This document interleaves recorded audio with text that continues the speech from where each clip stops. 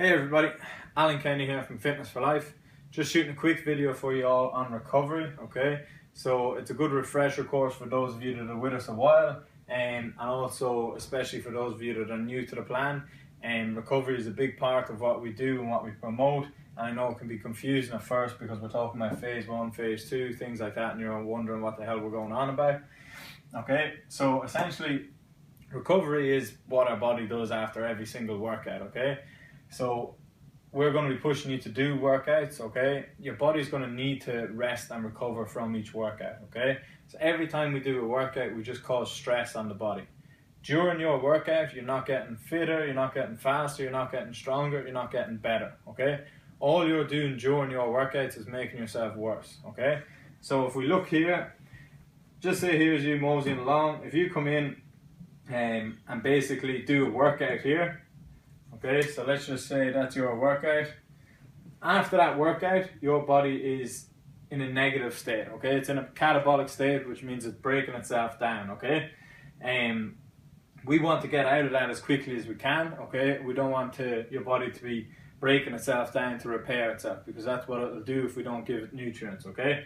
So here is where we can get our recovery meal in, okay? So if we get a phase 1 recovery meal in the first 30 minutes after a workout, so immediately if you can, what's going to happen is our body is going to come back all the way up and super compensate into a more positive state, okay? So if we were here, now we're here. That's all fitness is, okay? No matter what sport you play, no matter how fit you are, every single training session, whether it's a weight session or a running session, has that goal, okay? You create a stress in the body, and nutrients and sleep make it super compensate, and you're left in a better state. So we want that to continue, so you're constantly going upwards, okay? If we do not get a phase 1 recovery meal in and we don't provide nutrients after exercise, our body will continue to break itself down, okay? And when we come back up, we will not come back up as high as we were, okay? And that's how people end up being fatigued, picking up injuries, and just generally feeling bad after pushing themselves so hard. So sometimes people can do 10 workouts a week, but they don't get the results because they're not giving themselves enough time to rest and recover. Okay, so if you want to look at it too, for like a battery on your phone, if we're 100% on a Monday, after a workout, say you're 80%, we can bring you right back up to 110. If we don't do our recovery protocols, we might be at about 80%, okay? Then the next day you do another workout, you're going down from there, and it's a constant knockdown effect, okay? So we see it all the time with athletes and people on the group. If we try to do too much, we can actually have a negative impact, okay? So our terminology for it is phase 1 and phase 2 recovery. So that basically means one snack essentially and one main meal after every single workout, okay?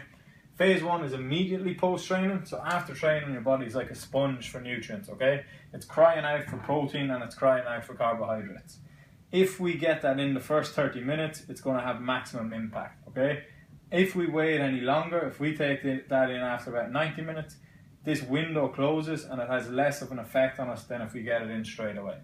So straight away, after exercise, we want you to be getting in some carbohydrates and protein, okay? So if you're a beginner and haven't used any supplements before, a flavored milk and a piece of fruit is going to be a good source there. If not, some people are using protein shakes and a piece of fruit there, okay? So we just want to make sure we hit that phase 1. Phase 2 then is your next main meal. So that's going to be within 3 to 4 hours. You're not going to wait more than 4 hours. I don't mind if you have that within 2 hours based on your schedule. That second meal isn't as key in terms of timing, but what it is it's always going to be a main meal. So if you work out in the mornings, this is going to be your breakfast, okay? You're going to have your protein and your veg like you do in every meal, but also here's when we plug and play our carbohydrates, okay? So if it's breakfast, oats are going to be a really good option. If you train in the evening, this is going to be your dinner. So that's when we have earned our carbohydrates, okay? With that as well, once we do that, we get into the habit of constantly recovering after each one. Think of it as part of your workout, that your workout doesn't finish until you do your phase 1, phase 2 recovery. With that, we're going to be constantly improving. We're going to be constantly repairing and recovering and promoting good habits in the body as well, okay? Some people have tried go the other way before and pulled out carbohydrates all the time, and then they don't recover from the sessions, okay?